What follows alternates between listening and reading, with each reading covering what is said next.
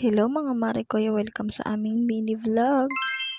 Mga bandang 9:00 na nga to ng gabi at ayan, gising na gising pa nga rin itong Junakis ko. Nag-iinarte at naglalambing nga siya for today's video. Pagkatapos ko nga kamot-kamutin yung likod niya, nilinisan at binihisan ko na nga rin siya para nga bago matulog ay fresh. At habang bising-bising nga siya manood sa cellphone ng papa niya, tinanggal ko na nga rin itong mga ipit niya para nga suklayin itong buhok niyang napaka-cute. Habang hindi pa nga siya naghahanap ng dede, ayan, tinanggal ko nga muna itong mga ipit-ipit niya para nga pagkagising niya ay hindi magbuhol-buhol yung buhok niya. Kaya naman ayan, para tanggal nga ang mara niya sa ipit ng baby Elise.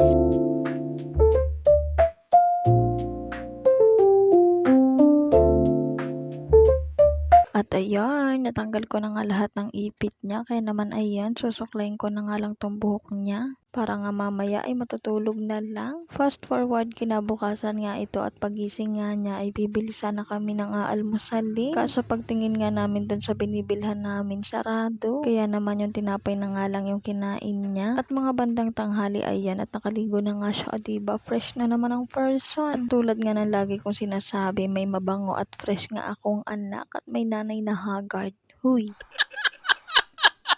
At dahil wala ngang wifi ngayong araw, ito nga ang mga bata, o diba, mga walang magawa. Boring na nga sila dahil nga wala nga silang magawa at wala ngang wifi for today's video. Syempre, hindi lang sila yung boring, pati ako. At yun lang, bye!